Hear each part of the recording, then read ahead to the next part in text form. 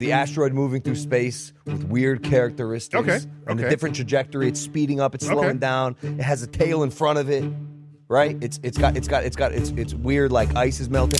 Turning now to a mystery in space we've been following since it first appeared in our skies 3 months ago. We are talking about that interstellar object known as 3I Atlas.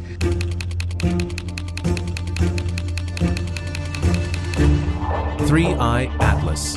For months, it delivered anomaly after anomaly, each one more puzzling than the last. And then November 16th happened. A new image emerged from New Mexico, the clearest view we've had yet of this interstellar visitor. And what it showed wasn't a deepening mystery. It was a mystery clarifying into something far more ordinary than anyone expected. Let me walk you through what we're actually looking at now, because the story of 3I Atlas has become less about what this object is, and more about what happens when speculation runs ahead of evidence. And if you believe discovery begins where certainty ends, hit subscribe. That's where our universe gets interesting, because this mystery is just beginning. When you look at that November 16th image, you see exactly what you'd expect from a comet that just survived a close encounter with the sun, a prominent tail streaming away from the solar direction. And yes, that sunward-facing anti-tail we've been discussing, still visible, but behaving exactly like rare but documented cometary features we've seen before. This isn't alien. This is textbook post-perihelion cometary activity. The plasma tail, the dust jets, the coma, all of it matches what happens when a volatile-rich object gets heated by the sun, sublimates ice directly into gas, and ejects material at hypersonic speeds. The dust grains get carried along, some of it ionizes in the space environment, and you end up with exactly what we're seeing. Multiple amateur astronomers across the globe have now captured similar images, from different locations, using different equipment, processing their data independently. And they're all showing the same basic structure, no massive deviations, no impossible geometry, just a comet doing comet things. Here's what changed the entire conversation. The European Space Agency released observations from their ExoMars trace gas orbiter, captured during 3I Atlas's close approach to Mars back on October 3rd. Were the images stunning? No. They were actually quite blurry, not particularly detailed, certainly not revealing any surface structure or unusual features. But they were extraordinarily valuable for a different reason. By observing 3I Atlas from a completely different vantage point in the solar system, from Mars instead of Earth, ESA was able to refine the object's orbital trajectory with unprecedented precision. They improved the accuracy by an order of magnitude, tenfolding the error margins. And what that refined data showed was simple. 3I Atlas has followed its predicted gravitational path almost perfectly. No crazy course corrections, no unexplained deviations, just extremely minor non-gravitational acceleration, the kind basically all active comets display as outgassing creates tiny thrust effects. Every amateur astronomer now capturing images of 3I Atlas in early morning skies is finding it exactly where the ephemeris data says it should be. The math works, the predictions hold, the object is behaving predictably. That matters because some of the wildest speculation about this object centered on claims that it was performing impossible maneuvers, changing course in ways that defied physics, accelerating beyond what solar heating could explain. The refined trajectory data kills those claims completely. Remember all the discussion about that sunward-pointing anti-tail? The feature that seemed to defy normal cometary behavior, that persisted for months when it should have vanished, that some suggested might be evidence of technological propulsion? We now have enough observations to explain it naturally. Anti-tails aren't common, but they're not unprecedented. A handful of comets have displayed them when viewing geometry, dust grain size distribution, and solar radiation pressure align in specific ways. The key is large dust particles, grains roughly 100 micrometers in radius, significantly bigger than typical cometary dust. These oversized particles have a much lower surface area to mass ratio, which means radiation pressure can't push them away from the sun as effectively as smaller grains. They drift more slowly, creating structures that can appear to point sunward before eventually being swept into the traditional tail. The persistence of 3I Atlas's anti-tail across months simply means it's been continuously releasing these large grains as it heated up approaching the sun and continues to do so as it moves away.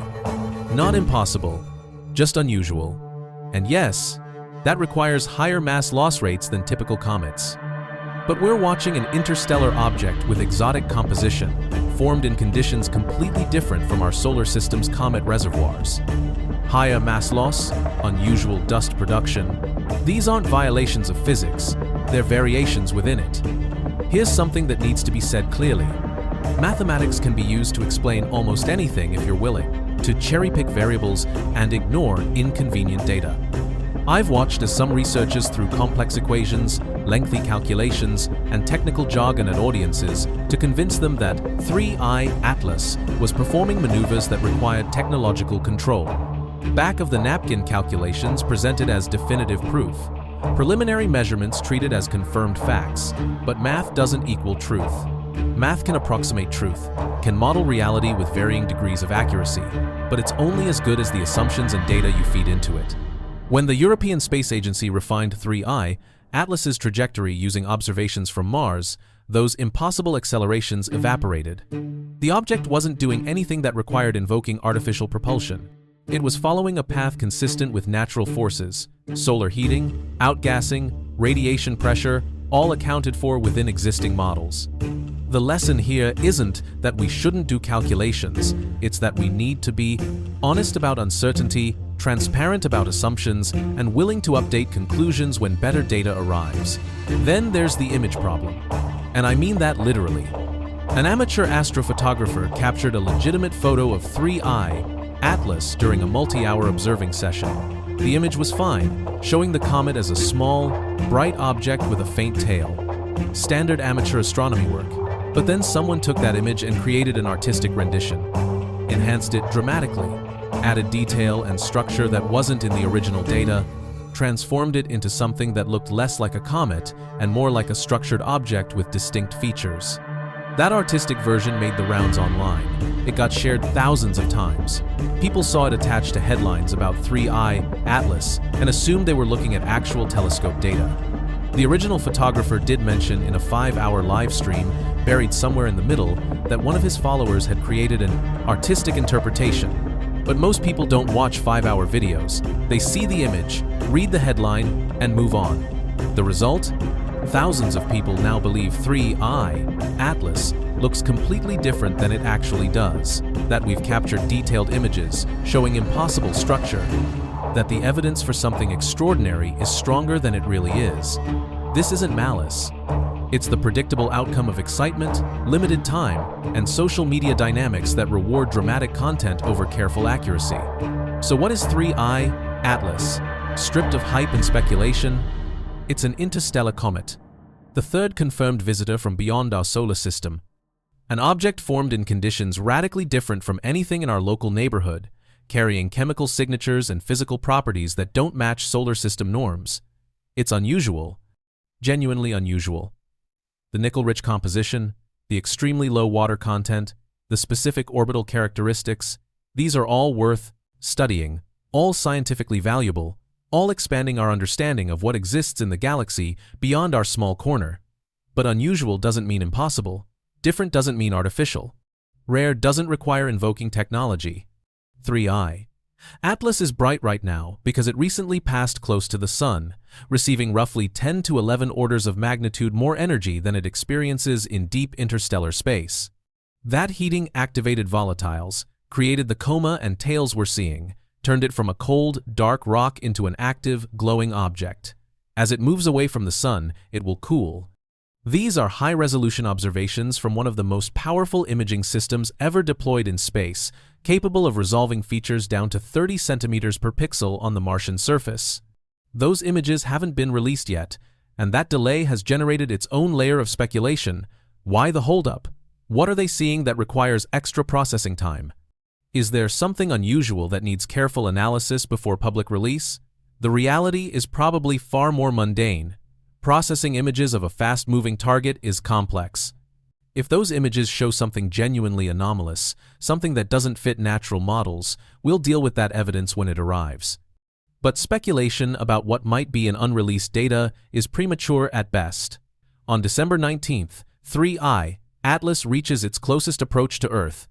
We'll have the clearest, most detailed views possible from our planet. Amateur networks worldwide will be capturing images. Professional observatories will be gathering spectroscopic data. The universe doesn't wait for us to get comfortable with its revelations.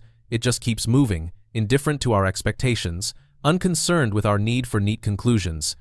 3I. Atlas isn't the alien probe some hoped it would be. But it's still an interstellar visitor, still a messenger from beyond our solar system, still carrying information about conditions and chemistries we can't find anywhere nearby. That should be enough. If it's not, maybe the problem isn't with the universe. Maybe it's with us.